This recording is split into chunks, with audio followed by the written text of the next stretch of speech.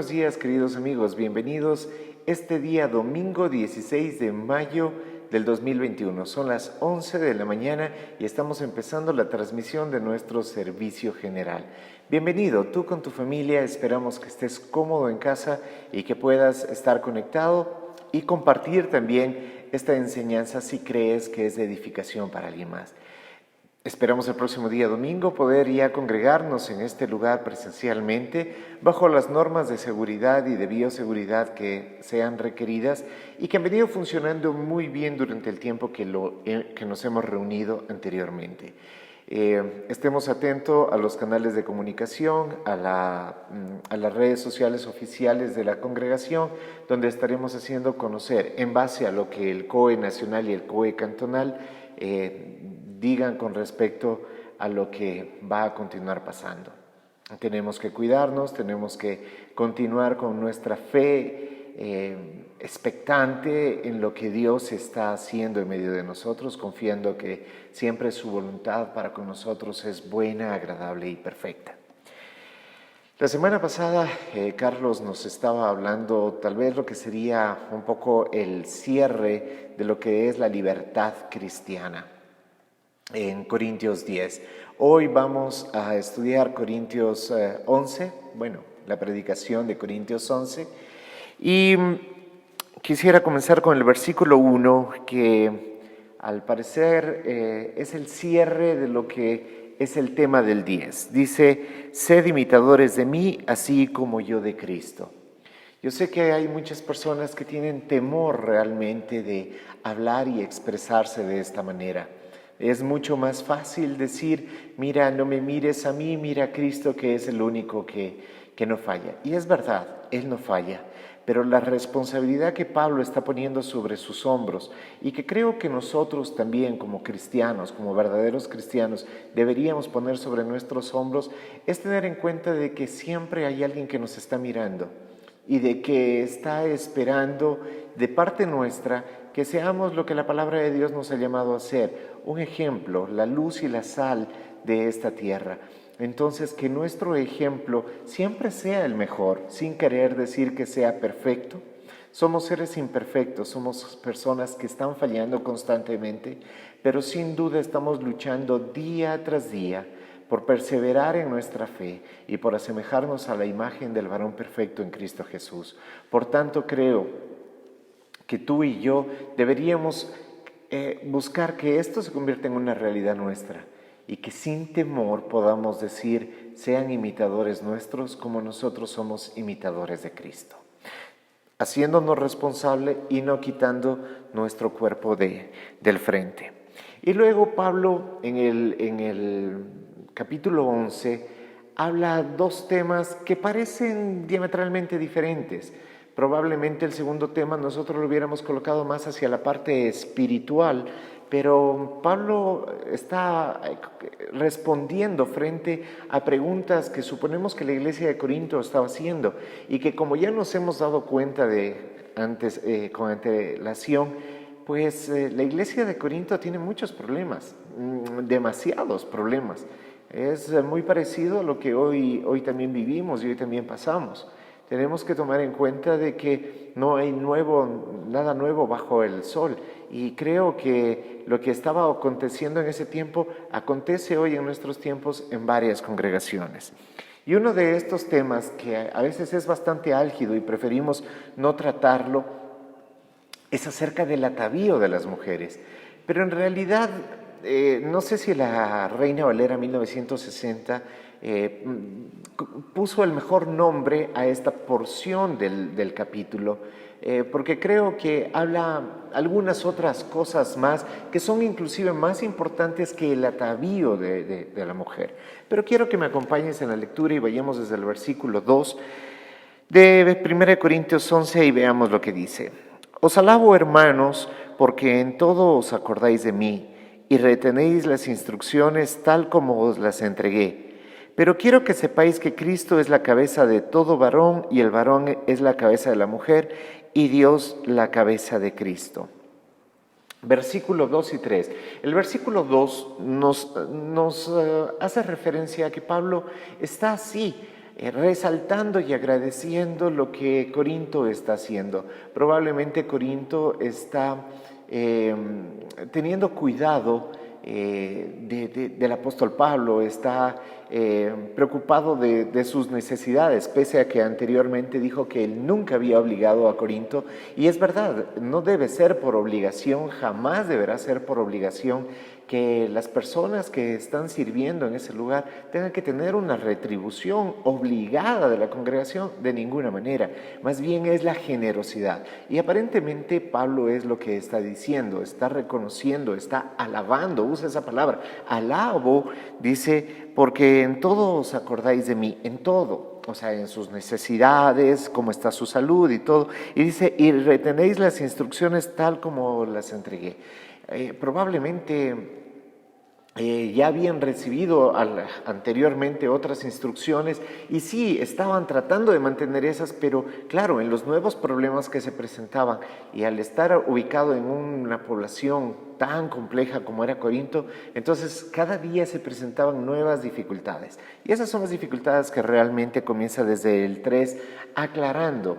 Y por eso digo, no creo tanto que sea hablar del atavío, como hablar de este versículo 3, que creo que es sumamente importante y creo que es lo que contextualiza lo que vendrá adelante. Y dice, pero quiero que sepáis esto. O sea, gracias por todo lo que hacen, gracias porque siguen las instrucciones, pero quiero que te acuerdes de esto. O sea, le está dando un énfasis importante. Dice que Cristo es la cabeza de todo varón y que el varón es la cabeza de la mujer y Dios la cabeza de Cristo. Hoy en nuestros tiempos solemos hacer mucho énfasis en que el varón es la cabeza de la mujer, pero no podemos desligar en el contexto que se está hablando esto. Y está primero hablando acerca de que la cabeza del varón es Cristo y parte desde ahí. Obviamente un varón no estará completo o no será normal hasta que haga de Cristo su Señor. Cuando estamos hablando de cabeza, y esta palabra cabeza es importante porque está refiriéndose a quien da la dirección. La cabeza da dirección. Entonces dice que la cabeza del hombre es Cristo. Quien da la dirección al varón es justamente Cristo. Entonces, cuando un hombre está siguiendo a Cristo, está cumpliendo con lo que el Señor le ha llamado a hacer, no con lo que el varón cree que debe ser, sino con lo que Cristo le ha llamado a hacer, entonces la segunda parte, cuando dice que el hombre es la cabeza de la mujer, pues toma el contexto en el cual dice que la mujer se sujetará al varón porque verá en él a alguien a quien seguir, alguien admirable, alguien de confianza, alguien lleno de admiración en el cual la mujer va a descansar confiadamente, sabiendo de que ese hombre también está descansando confiadamente en Cristo. No está hablando de algo impositivo, no le está diciendo, mujer, tú sujétate al varón. No es eso. Más bien el sentido lo dará la tercera o el tercer cuerpo de este mismo versículo cuando dice que la cabeza de Cristo es Dios. Y nosotros podemos ponernos a pensar, pero Cristo no es Dios, no son la misma persona. Claramente en el propósito salvífico, en la salvación, Cristo, como dice la Escritura, se despoja a sí mismo y desciende a ser un siervo, a convertirse en un siervo. Entonces ahí toma un claro sentido lo que está diciendo. Y en este convertirse en siervo, Cristo voluntariamente se sujeta al Padre, se sujeta a Dios. Entonces, Cristo voluntariamente se sujeta a Dios, el hombre voluntariamente debería sujetarse a Cristo y la mujer voluntariamente se sujetaría al varón. A esto nosotros podríamos decirle que es justamente el orden que trae paz, que trae conciliación. No está hablando de quién es más o quién es menos, sino está hablando de que cuando hay un orden, entonces hay bendición y hay paz. El versículo 4 dice, todo varón que ora o profetiza con la cabeza cubierta afrenta su cabeza. ¿A qué se refiere esto? Está diciéndonos las Escrituras que entonces el varón tiene que estar siempre con su cabeza descubierta para que no afrentar a Dios. Si yo llego con una gorra o si yo estoy orando con un sombrero al Señor, entonces estoy cometiendo afrenta. Tenemos que saber y nuevamente contextualizar. Esto se está refiriendo a Corinto y es una enseñanza que le está dando a Corinto y está basada en ¿qué? ¿A qué está haciendo referencia?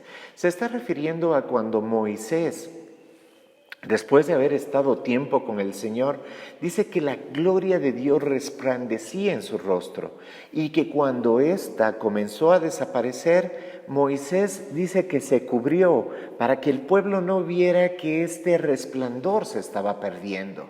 Entonces Pablo más adelante en 2 de Corintios, cuando lo veamos más adelante, dice, no como Moisés que hizo de esa manera, sino más bien descubrámonos sabiendo que nosotros somos creación de Dios y que hoy en este tiempo siendo salvos y comprados por la sangre de Cristo, pues nuestra forma de vivir, nuestra forma de actuar y estando sujetos a Cristo, como dice el versículo anterior, pues nosotros glorificamos al Señor, no escondiéndonos, no tapándonos, sino mostrando la obra de Cristo en nuestras vidas. Entonces hace referencia a eso, mas no a un utensilio que debamos usar o dejar de usar. Pero en ese mismo sentido, el versículo 5 dice, pero toda mujer que ora o profetiza con la cabeza descubierta, afrenta su cabeza porque lo mismo es que si se hubiese rapado. Más que hablar si la mujer tiene que usar o no velo, yo quiero hacer notar algo. El apóstol Pablo está hablando y está hablando de la mujer cuando ora o profetiza. Está aquí reafirmando algo que ya hemos venido contextualizando en anteriores porciones de las Escrituras, cuando nos está hablando acerca de la libertad que tiene la mujer para hablar en público y para orar, para profetizar, para inclusive enseñar en público. A eso es a lo que se está refiriendo, porque está hablando cuando el hombre se está cubriendo en público o cuando la mujer se descubre en público. Yo quiero enfatizar que aquí lo que Pablo está diciendo que eso sí ocurría en ese tiempo y no está luchando contra esa situación, sino está comenzando a luchar con lo siguiente, porque da claramente la instrucción. Cuando la mujer, en cambio, lo hace descubierta, es como si se hubiera rapado. ¿Qué tan malo es que una mujer se rape hoy en nuestro tiempo? Pues no creo que tenga mayor importancia, no creo que es lo que es al menos la moda cotidiana en nuestro medio, pero bueno, hay países donde las mujeres utilizan su cabello bastante corto o rapado. Eso yo creo que no es importante en nuestro tiempo, pero volvamos al tiempo de Corinto. ¿Quiénes se rapaban la cabeza en ese tiempo? Hemos hablado que en los templos de Afrodita habían 1000 vírgenes, entre comillas, que eran las profetisas que se dedicaban a la prostitución. Y estas mujeres tenían su cabeza totalmente rapada. Entonces, ¿qué era lo que estaba pasando en aquel tiempo en la congregación? Lo que estaba sucediendo es que muchas mujeres, en base a esa libertad que decían en Cristo, decían, bueno, yo puedo andar como yo quiera, ¿sí? Entonces Pablo dice, no, tengamos un poco de cuidado, porque si la mujer está dejando al lado su cobertura, su cabeza, ¿quién es el varón? Y simplemente está mostrándose como descubierta, entonces afrenta a su cabeza porque es como que estuviera con la cabeza rapada, es como que estuviera simplemente prostituyéndose y no honrando a su esposo. Pero veamos todavía qué dice más adelante, porque si la mujer no se cubre, que se corte también el cabello, y si le es vergonzoso a la mujer cortarse el cabello, raparse, que se cubra entonces. Porque el varón no se puede cubrir la cabeza, pues es imagen y la gloria de Dios, pero la mujer es gloria del varón. Porque el varón no procede de la mujer, sino la mujer del varón. Aquí vuelve a decir lo mismo que estábamos hablando, pero lo vuelve a ratificar y lo enseña en distinta forma. Dice, porque si la mujer no se cubre, entonces que se corte el cabello. ¿Para qué? Para que le sea vergonzoso. Y si le es vergonzoso, entonces cortes el cabello y rápese. Si quieres andar descubierta, si quieres andar haciendo lo que tú quieras, entonces también puedes raparte la cabeza y que eso te sea vergonzoso. Pero dice, pero si te resulta vergonzoso, entonces más bien cúbrete. Lo que está diciendo, mujer, en ese momento estaba pasando algo muy parecido tal vez a lo que pasa en nuestro tiempo, con esta tercera o cuarta ola ya del feminismo, donde la mujer simplemente quiere hacer lo que le da la gana. No estamos hablando ya de derechos, no estamos hablando de igualdad, estamos hablando de hago lo que a mí me da la gana y nadie me puede decir lo contrario. Y eso no está bien, ni que lo haga ni la mujer ni que lo haga el varón, pues porque vivimos en una sociedad que tiene que estar regulada y basada en libertades que nos permitan el hecho de no ofender a los demás, pero tampoco que los demás puedan hacernos daño a nosotros. Y esos límites se están rompiendo ahora y se estaban rompiendo en Corinto. Entonces, Pablo parafrasea las cosas y dice, bueno, si tú quieres andar de esa manera, entonces, bueno, descúbrete, si quieres descubrirte, entonces rápate, pero si eso te resulta vergonzoso, porque ya expliqué que las mujeres rapadas eran las prostitutas del templo, entonces mejor cúbrete. Entonces lo que estaba diciendo es, ten cordura, mujer, en cómo vivir la vida, no está hablando de otra cosa. En el sentido de Corinto sí les está diciendo usen un velo, pero eso no se aplica hoy a la iglesia. La iglesia o las congregaciones no estamos para decirle a la gente cómo tiene que vestir o dejar de vestir. Ya lo vimos anteriormente con la comida. No podemos decirle a la gente lo que comer o no comer. No podemos decirle a la gente lo que vestir o no vestir. No le podemos decir a la gente qué día guardar o qué día no guardar. Pues esa es la libertad de cada quien, pero en esa libertad lo que hemos aprendido y lo que Carlos lo ratificó la semana pasada muy claramente es que esa libertad nosotros tenemos que tenerla regulada en base al amor que nosotros tenemos por nuestro cónyuge. Y entonces, si yo tengo libertad para hacer lo que yo quiera, tengo que saber que lo que yo quiera va a afectar a mi hermano y entonces por eso no lo hago. Por el amor que le tengo a mi hermano, no porque es una regla que me lleva a pecar o porque me va a llevar eso al fin de mis días a una condenación eterna. No se refiere a eso. Entonces también dice, y hace la comparación, porque el varón no debe cubrirse la cabeza, pues él es imagen y gloria de Dios, pero la mujer es gloria del varón. Está diciendo, cuando el varón realmente sigue los pasos de Cristo, entonces está glorificando a Dios. Y cuando la mujer se sujeta a un hombre que ha puesto a Cristo como cabeza, entonces esa mujer glorifica a su esposo, le da importancia a su esposo, pero en eso está glorificando a Dios. Pero todo esto se realiza voluntariamente por lo que vemos en la persona en la que nos sujetamos. Ninguno de nosotros puede sujetarse a Cristo por obligación. Aquel que quiera sujetarse a Cristo por obligación terminará convirtiéndose en un fariseo o en un religioso. Y eso no es lo que Cristo estaba buscando cuando Él fue a la cruz. Cuando Él fue a la cruz estaba buscando nuestra salvación y que podamos tener un camino para acercarnos al Padre. Cuando nosotros nos acercamos voluntariamente a Él y cuando lo hacemos a Él nuestra cabeza y Él dirige nuestros pasos, lo hemos hecho voluntariamente porque hemos reconocido que en Él está nuestra seguridad y salvación. En un sentido similar, la mujer se sujeta al varón cuando ha encontrado eso en el varón, sin querer decir que se está sujetando al varón para que el varón le salve. Ahí me estoy refiriendo a una salvación eterna. Imposible, ningún varón podría ofrecer eso.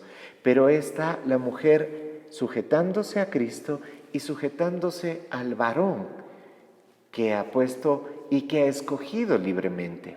Dice que había una mujer que muy estudiada, muy capaz, con un buen trabajo, y alguien le preguntaba: ¿y usted por qué no se ha casado? Y entonces ella decía: porque no he encontrado a un hombre que me dome.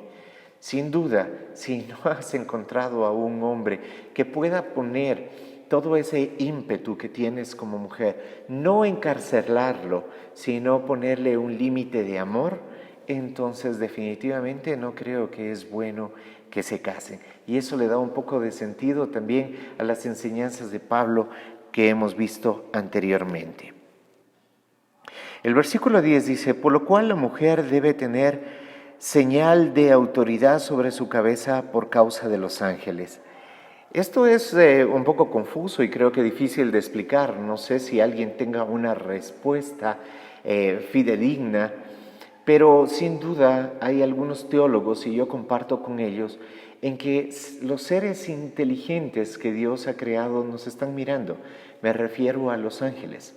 Ellos nos están mirando y están preguntándose: bueno, ¿y por qué Dios simplemente no coge y acaba con esta bola de pecadores y con eso está todo listo? Ellos están mirando cuál es nuestro comportamiento frente a la vida, a lo que hacemos con nuestro conocimiento de un Dios grande y poderoso. Y ellos están mirando esto.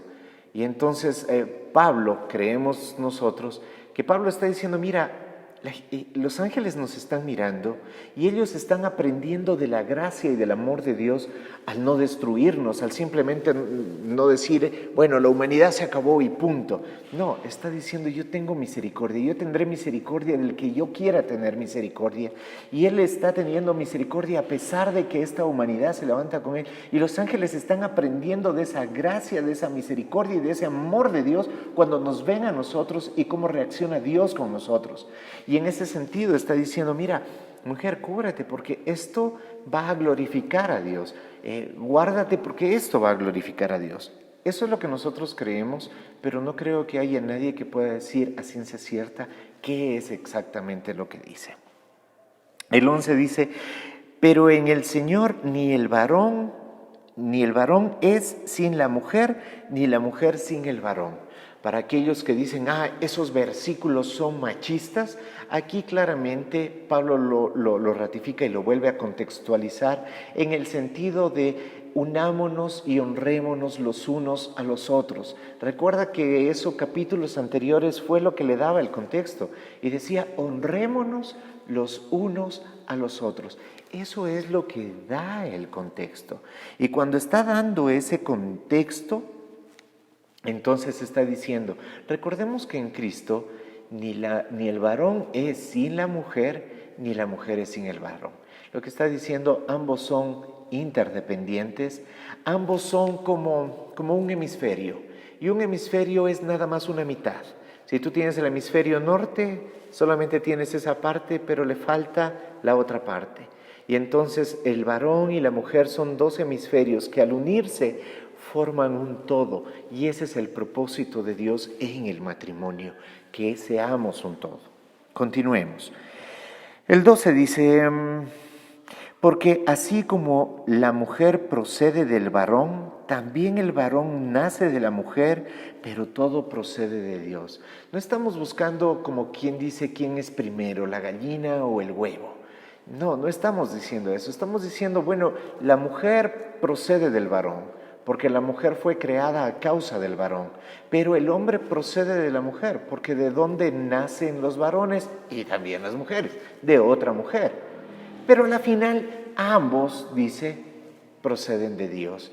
Nosotros tenemos que mirar nuestra procedencia inicial y es de Dios. Entonces dice: juzgad vosotros, ¿es propio que la mujer ore a Dios sin cubrirse la cabeza? La naturaleza misma nos enseña que al varón le es deshonroso dejarse el cabello. Lo que está diciendo: mira, desde tiempos, miles de años atrás, para el hombre ha sido considerado vergonzoso dejarse el cabello largo. Si tú has leído acerca de Sansón, vas a encontrar que dice que él era un nazareo. ¿Qué es un nazareo? un nazareo, no un nazareno. ¿Sí? ¿Qué es un nazareo? Es aquella persona que ha sido consagrada al Señor. Y esta persona no se cortaba jamás el cabello. En el caso del hombre, no se cortaba jamás el cabello. Porque ¿qué es lo que quería decir? Quería decir, yo puedo aguantar vergüenza y estoy dispuesto a aguantar vergüenza de todos con tal de ser agradable a Dios. En ese tiempo era así, no estoy diciendo que hoy tenga que ser así. Y generalmente así ha sido a lo largo de la historia. Hoy por hoy podríamos decir, bueno, entonces, ¿no es bueno que el hombre se deje el cabello largo?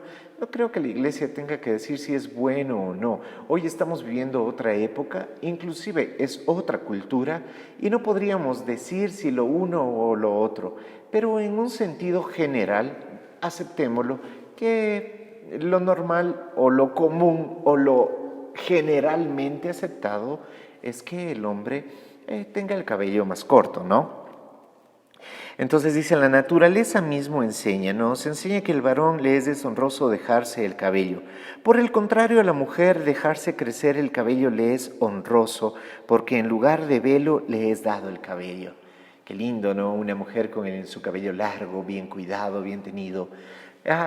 Claro. Pero hoy también sabemos, y como lo dije hace un momento, hay mujeres que se rapan el cabello y no podríamos decir que están cometiendo una afrenta contra Dios ni nada por el estilo, pero nuevamente, en el común podríamos decir que generalmente la cabellera de la mujer suele ser más larga que la del varón, ¿sí? Con todo eso, para cerrar, dice Pablo, con todo eso, si alguno quiere ser contencioso, nosotros no tenemos tal costumbre ni las iglesias de Dios. O sea, dice, bueno, con todo no estamos aquí para hablar acerca de moda, no estamos aquí para hablar de buen gusto, no estamos aquí para hablar si puedes ponerte arete, no arete, si quieres tatuar tu cuerpo, no a tatuar tu cuerpo, quieres utilizar jean roto o quieres usar camisa o camiseta. La iglesia no creo que está llamada a eso. ¿Por qué haces cada una de las cosas? Tomando en cuenta lo que hemos aprendido en capítulos anteriores, nuevamente, no es lo que haces, es el corazón con el que lo haces.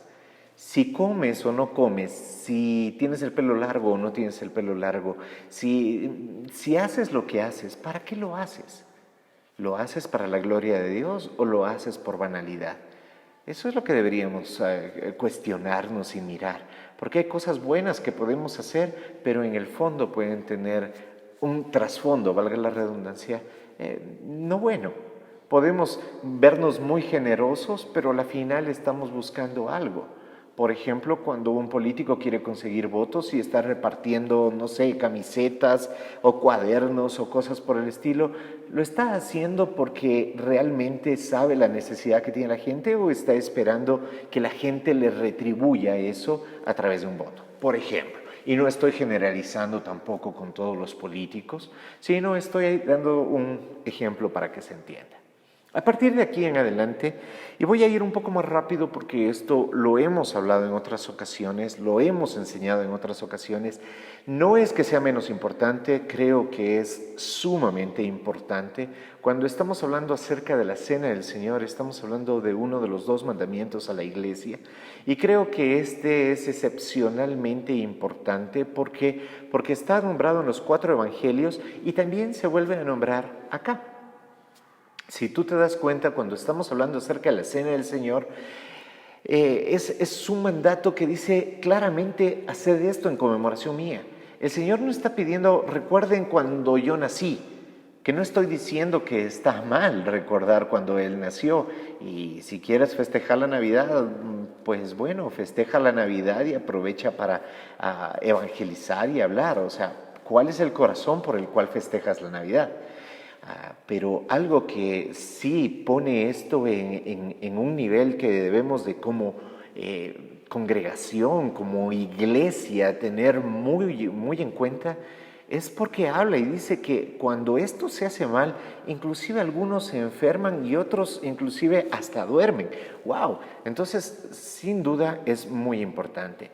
Este tema espero poderlo tocar, y es un tema que generalmente aquí en esta congregación, en Arco, en la ciudad de Loja, lo hacemos bastante seguido, al menos teníamos por costumbre, y digo teníamos porque ahora con esta situación de la pandemia hemos detenido un poco esa situación, primero porque no podemos reunirnos, y luego cuando nos reunimos porque tenemos que tener ciertas normas de bioseguridad. Lo hacíamos una vez al mes. Y entonces siempre lo estábamos recordando, no porque era un acto religioso, sino porque para quienes hemos participado en la Santa Cena, discerniendo el cuerpo de Cristo, pues obviamente entendemos de que esto es algo que nos mantiene muy en perspectiva sobre quiénes somos, sobre quién es Cristo en nuestra vida y lo que ha hecho Dios por nosotros. Pero en este caso voy a tratar de explicar ciertas cosas que han ido tal vez quedando en el limbo en otras ocasiones que hemos hablado y que seguro cuando volvamos lo vamos a volver a hablar. Abusos en la cena del Señor. Desde el versículo 17.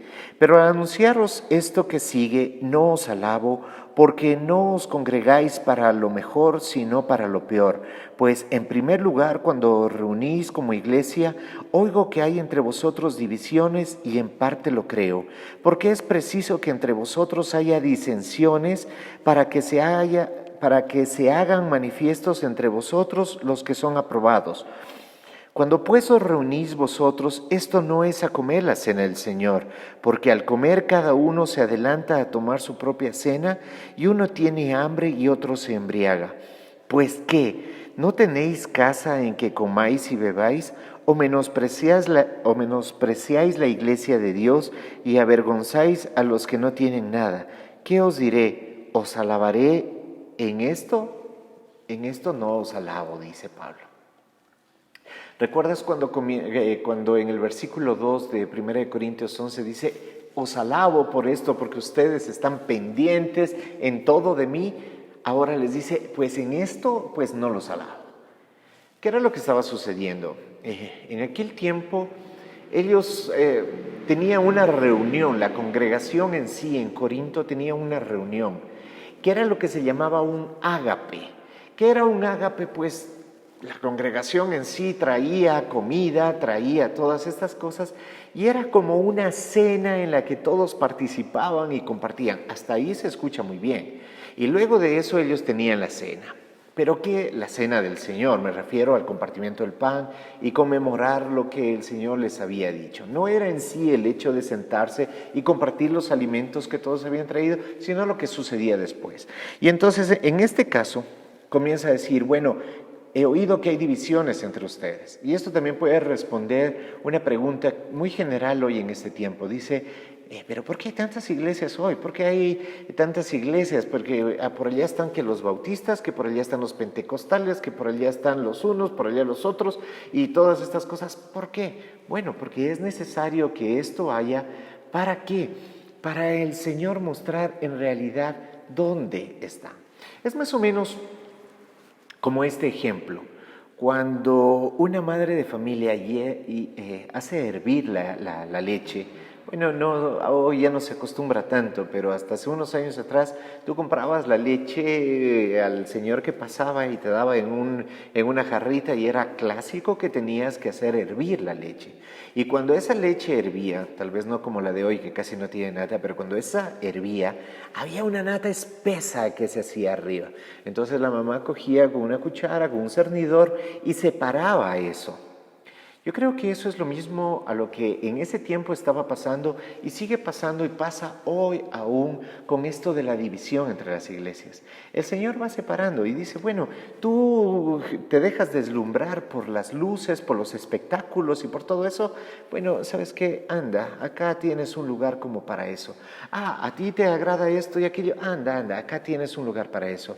Pero Él está guardando su remanente, Él está guardando su iglesia, donde se está predicando las escrituras, donde se predica la palabra, donde no existe manipulación, donde no hay un cobro de diezmos, donde no hay pirámides que se están formando, que por causa de estos mi nombre es vituperado, dice el Señor.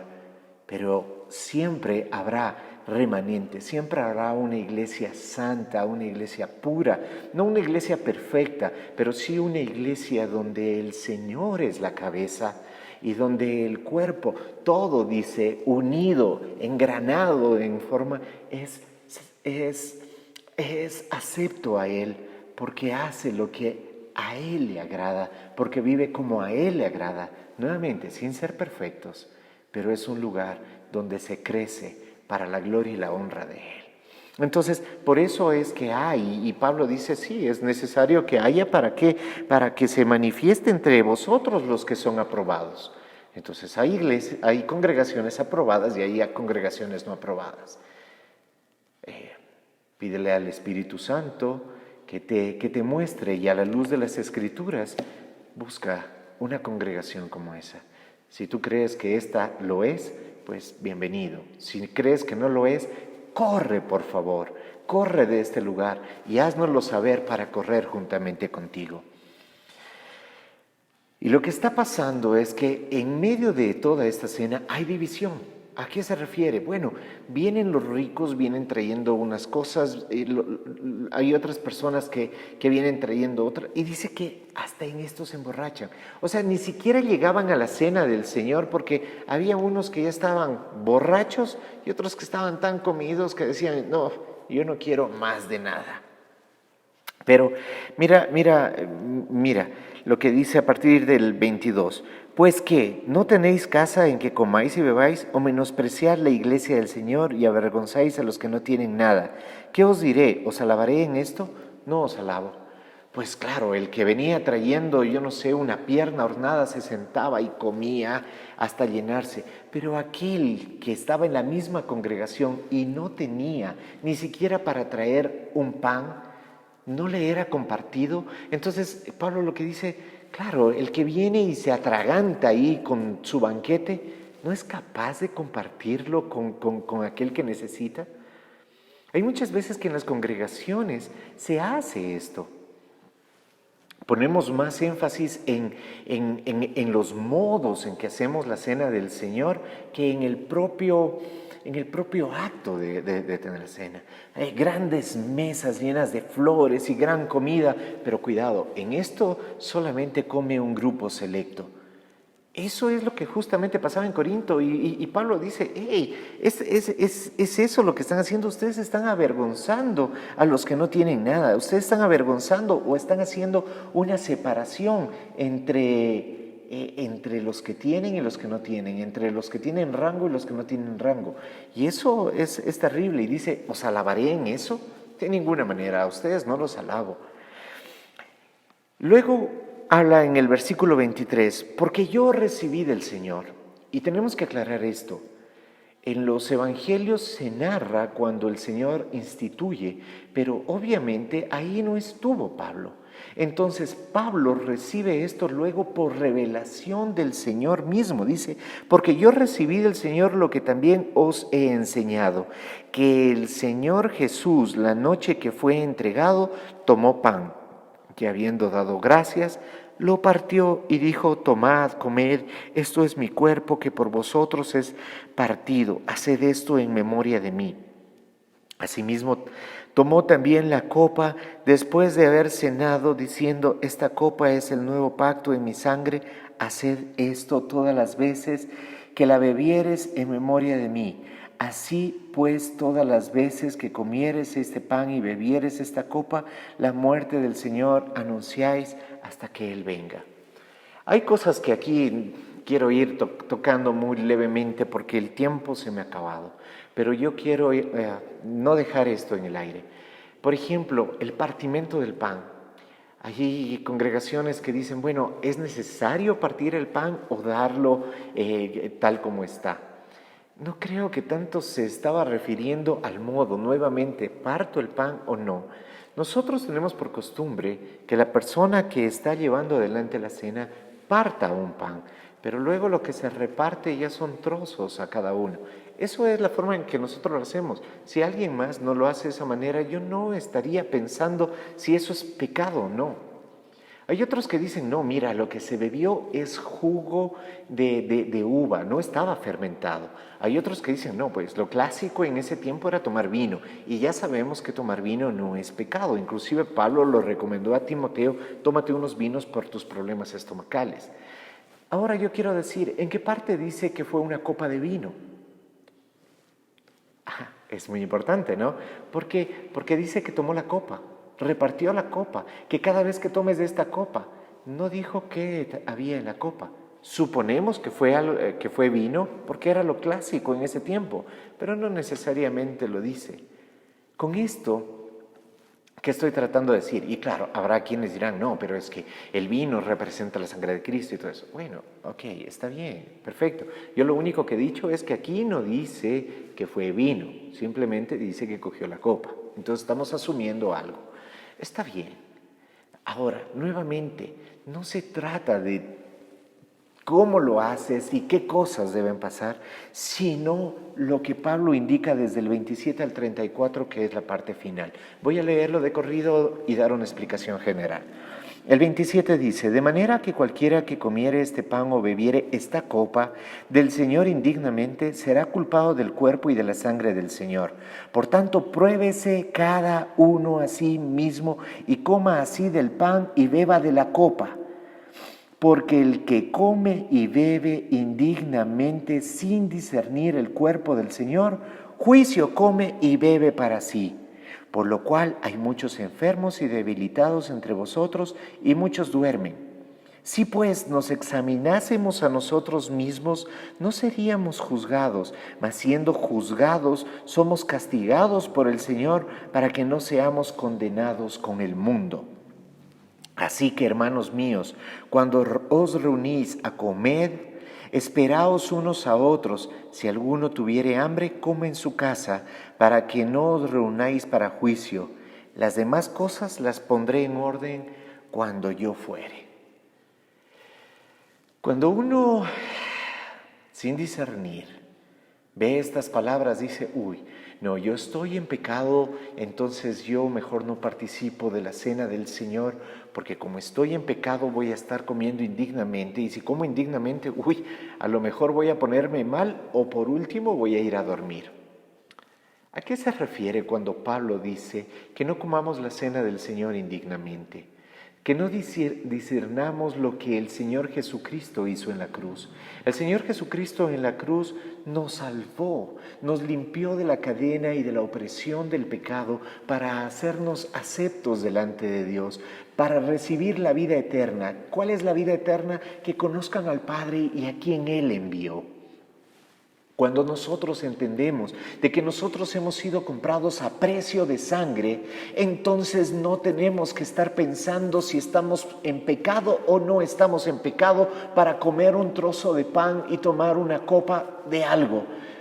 No se trata de eso. Se trata de entender lo que Cristo hizo en la cruz por nosotros. Eso es discernir el cuerpo de Cristo, porque Él entregó su cuerpo en una cruz, colgándolo de un madero y dando toda su sangre hasta el punto que salió la sangre y el agua, mostrando que Él lo había entregado todo por ti y por mí, para que dejemos de ser pecadores, no necesariamente, sino para que seamos aceptos delante del Señor. Porque quiero decirte una verdad que está plasmada en las Escrituras. Tú y yo seguimos siendo pecadores, aun cuando conocemos a Cristo. Y si tú me dices que no, haces mentiroso al Señor, porque el que dice que no tiene pecado, hace mentiroso al Señor. Yo estoy diciendo que tú y yo somos pecadores igual que el mundo. ¿Cuál es la diferencia? Que Cristo murió en la cruz por nosotros.